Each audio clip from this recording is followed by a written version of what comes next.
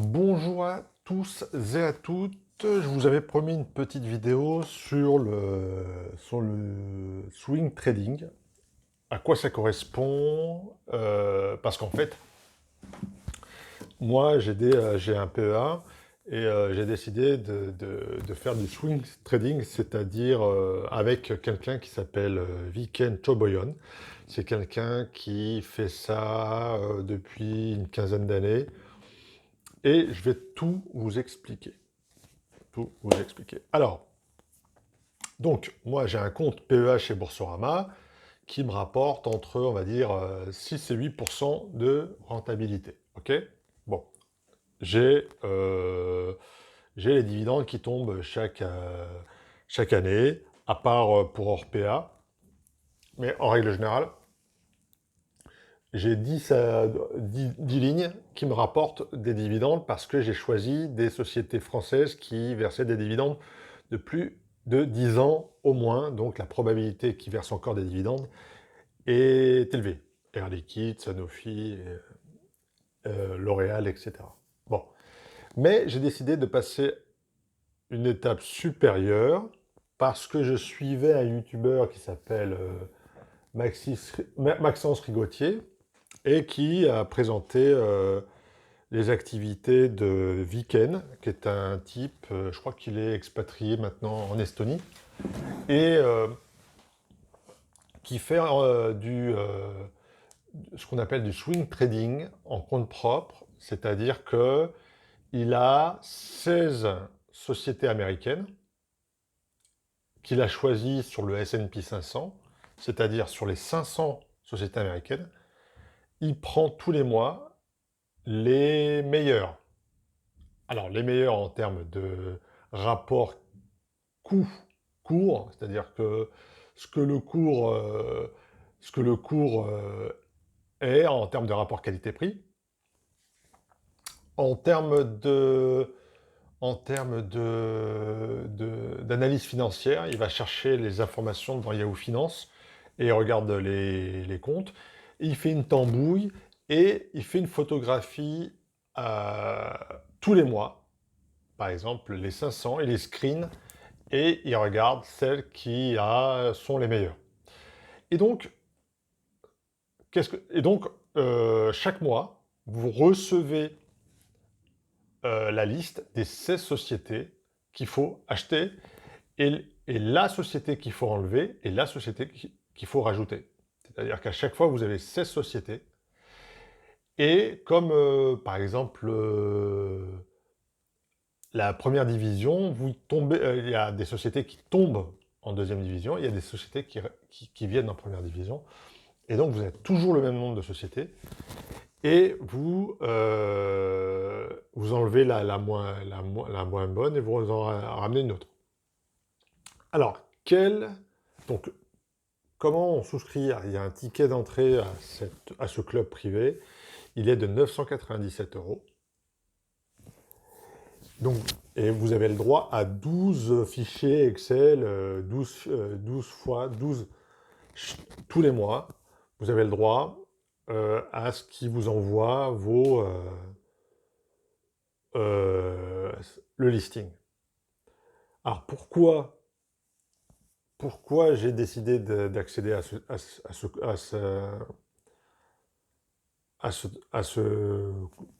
à ce type d'investissement? Ben parce qu'il y a depuis 20 ans, en moyenne, hein, parfois il fait plus, parfois il fait moins, mais en moyenne, il fait 20% de rentabilité. Alors, ce monsieur, il a le droit de faire ça parce qu'il a la certification AMF. C'est pour ça que moi, sur ma chaîne YouTube, quand on me demande est-ce qu'il faut acheter, est-ce qu'il faut vendre, je n'ai pas le droit. Je n'ai pas le droit de donner des conseils en investissement parce que je n'ai pas la certification AMF. Donc, je dis des choses généralistes, je dis des choses factuelles, mais je n'ai pas le droit de dire qu'il faut acheter du L'Oréal ou il faut vendre du Orpea ou il faut l'acheter à 2 euros, il ne faut pas l'acheter. Je n'ai pas le droit. Donc, voilà. Et donc, j'ai dit, ben, le fait qu'il fasse depuis 20 ans en moyenne 20%, c'est un excellent argument. Je veux dire, quand vous faites 20% par an, en moyenne,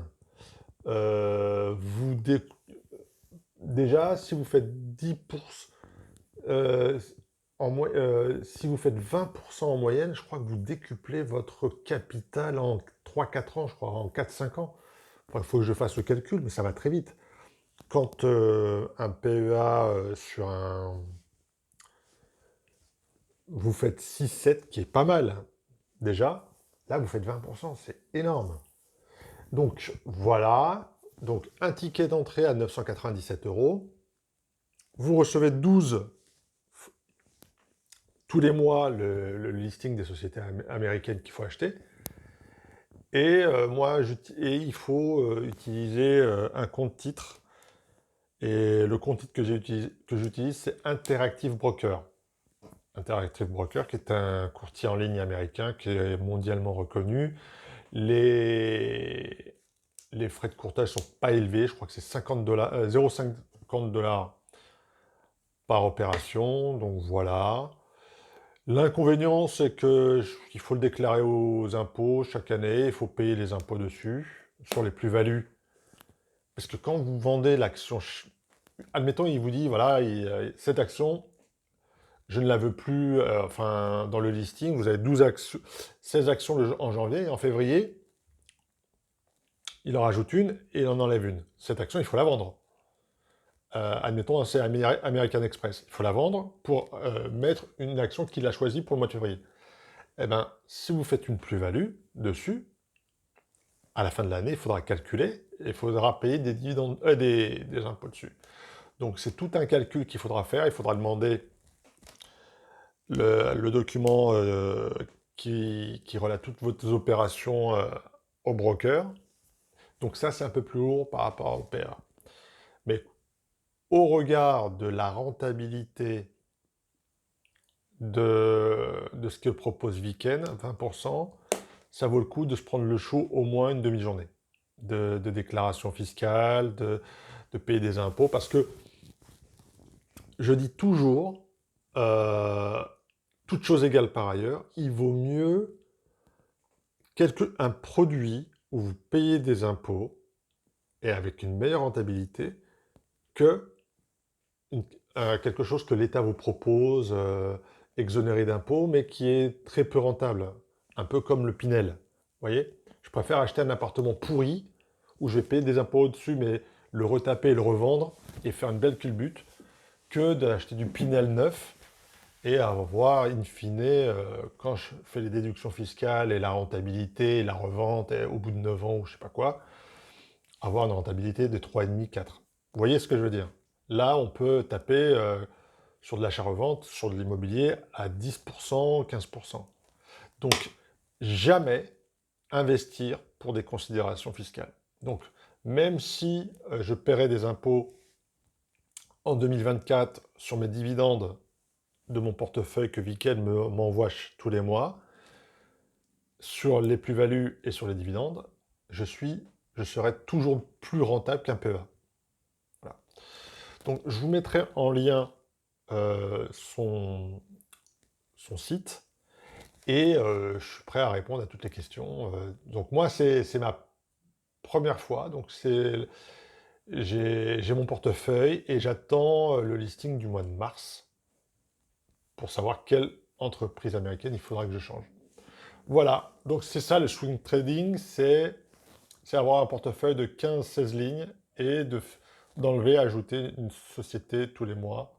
Ça vous fait 12 opérations à l'année. Voilà, petit pouce bleu et tutti quanti.